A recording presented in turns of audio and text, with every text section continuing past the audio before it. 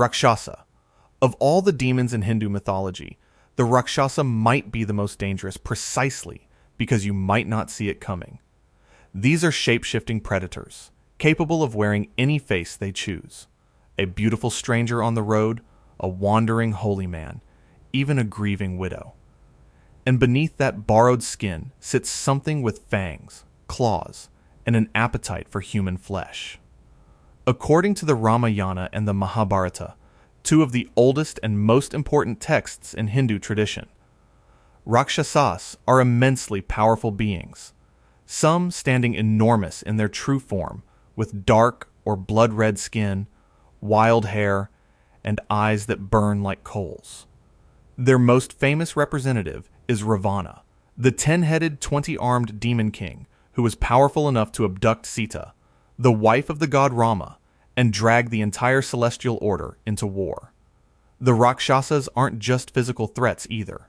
They specifically target sacred rituals, defiling offerings, and disrupting prayers, because disrupting the connection between humans and gods is, to them, deeply satisfying. Some texts describe them as fallen celestial beings, cursed for their sins, which gives them a tragic edge. These were once beings close to divinity, and what they became is a warning about how far something holy can fall. Their power peaks at night, darkness being their natural element, and the Rig Veda, composed around 1500 BCE, already knew their name. That's how old this fear is. Asura. The Asuras are proof that the line between god and demon was not always clear. In the earliest Vedic texts, the word Asura simply meant powerful being, and it was applied to gods and monsters alike without distinction. Over centuries, as Hindu theology developed, the meaning shifted, and the Asuras became defined by their opposition to the Devas, the divine gods, locked in an eternal cosmic war called the Deva-Asura war that shook the heavens so violently it reshaped the physical world. What separates the Asuras from mere monsters is their intelligence. These are not mindless predators. They are ambitious, strategic, and capable of accumulating enough power to genuinely threaten the gods themselves. Vritra, one of the most terrifying Asuras in the Vedic tradition, took the form of an enormous serpentine being and blocked every river in the world, strangling all life on earth until the thunder god Indra killed him in a battle described across multiple hymns. In Buddhist cosmology, the Asuras occupy their own realm among the 6 realms of existence, positioned just below the human world, and their defining characteristic. There is not evil, but jealousy. They can see the paradise of the gods above them, and can never reach it, which drives everything they do. It is worth noting that in Zoroastrianism, a closely related ancient tradition, the same root word, ahura, means the supreme good divine being, the exact opposite framing. The same word, split across cultures, meaning both god and demon depending on which direction history pulled it. Pishacha. If the Rakshasas are terrifying and the Asuras are grand, the Pishacha are something altogether more wretched.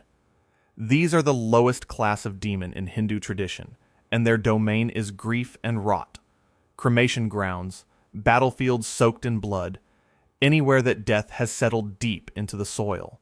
According to texts including the Atharva Veda, one of the 4 sacred Vedic scriptures, Pishachas are born from human sin, or from the spirits of those who died violently and were denied proper funeral rites, left to fester between the world of the living and whatever comes after. Their appearance reflects their nature, gaunt almost to the point of skeletal, with distended stomachs, bulging dark veins visible beneath mottled skin, and hollow eyes that carry no intelligence, only hunger. They feed on flesh, but their more disturbing power is possession. The Pishacha specifically target the human mind, slipping inside a living person and driving them toward madness, which is why in traditional Hindu medicine, certain mental illnesses were attributed directly to Pishacha activity. They can turn invisible at will, which means you would have no warning. Tantric rituals and specific mantras exist in the tradition precisely to ward them off, suggesting that for centuries, people considered the threat real enough to prepare for. There is nothing glamorous about the Pishacha. They are the demon as pure decay. Yaksha. The Yaksha is the most morally complicated entry on this list, and that ambiguity is exactly what makes it fascinating. In Hindu, Buddhist, and Jain traditions alike, Yakshas are nature spirits of enormous power, guardians of wild places, hidden treasure, and the deep forest. And whether they help you or destroy you depends almost entirely on how you have treated the sacred world around you. At their most benevolent, Yakshas serve Kubera, the god of wealth mentioned in both the Mahabharata and the Ramayana, acting as guardians of his vast celestial treasury. Travelers who showed proper respect to wild places might find a Yaksha guiding them safely through dangerous terrain or revealing hidden riches. Travelers who did not might simply disappear. In their predatory form, Yakshas are associated with possession, disease, and devouring those who wander too far from safety, their beautiful golden appearance flipping without warning into something grotesque and giant. Yakshinis, the female counterparts, carry their own distinct folklore, often described as both alluring and deadly. In Southeast Asian Buddhist temples, massive Yaksha figures stand guard at the entrance gates, enormous, fanged, and armored, serving as protectors of the sacred space, which perfectly captures the whole tension of the creature. The same being that destroys the careless defends the holy. The Yaksha does not choose between those roles. You do, by how you behave. Mara. Mara does not need claws or fangs. His weapon is your own mind, and he has been using it against humanity since the earliest days of Buddhist tradition. He is the Lord of illusion, desire, and death.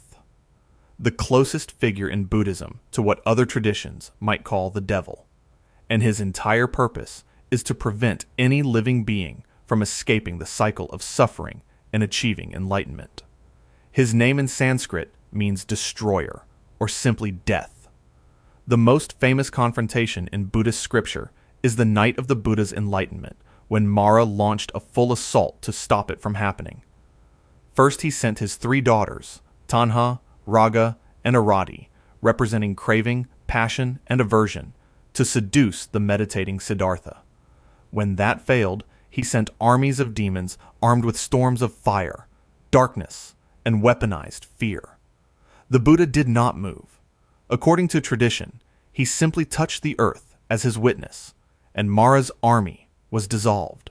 In Buddhist cosmology, Mara rules Paranimitavasavati, the highest realm of sensory desire, meaning he sits at the very peak of the world of pleasure, governing the forces that keep beings attached to that world and unable to leave it. Some Buddhist thinkers interpret Mara not as a literal external being, but as the voice inside the human mind that insists the world of desire is worth staying in. That reading makes him more frightening, not less. Aswang. The Aswang is not one creature. It is an entire category of supernatural predator from Philippine folklore, an umbrella term covering shapeshifters, vampires, viscera suckers, and ghouls, all sharing one defining trait. They live among you. By day, an Aswang appears completely human, often described as unusually attractive, frequently working as a midwife or community healer, trusted and unremarkable. Spanish colonizers documented Aswang beliefs as early as the 16th century, which tells you how deeply embedded this fear was long before outside contact. At night, the transformation begins, and its exact form depends on the regional tradition. In some accounts, the Aswang sprouts wings and takes to the air. In others, its upper body separates from its legs entirely, trailing organs as it flies.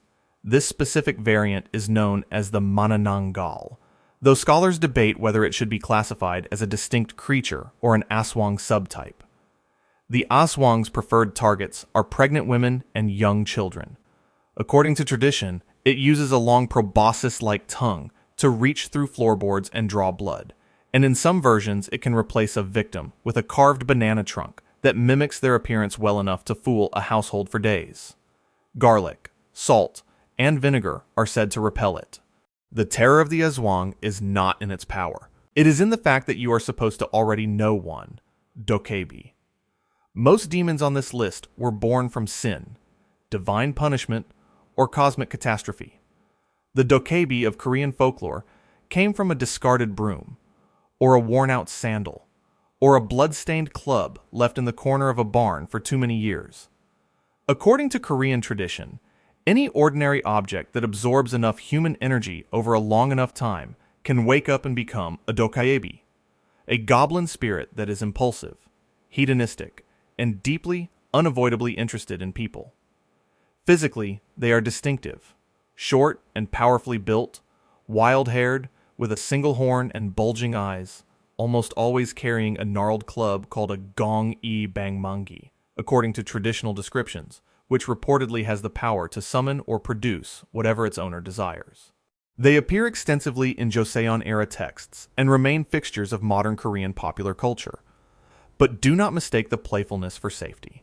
A Dokkaebi's first instinct when it meets a human is to challenge them to a wrestling match, a drinking contest, a riddle, and if you win, you might walk away with treasure or a granted wish. If you cheat, or if you disrespect one, the warmth disappears entirely. A wronged Dokkaebi will bring disease into your house, ruin your harvest, and follow you with patient, vindictive energy for years. The lesson the Dokkaebi teaches is simple. Even a demon born from an old shoe deserves a fair game. Oni. The Oni is the defining image of demonic evil in Japanese culture, and everything about its design is built to communicate threat at a distance. Enormous humanoid beings with wild matted hair, one or more curved horns, and skin that comes in vivid, almost impossible colors. Blood red, deep blue, black, or green.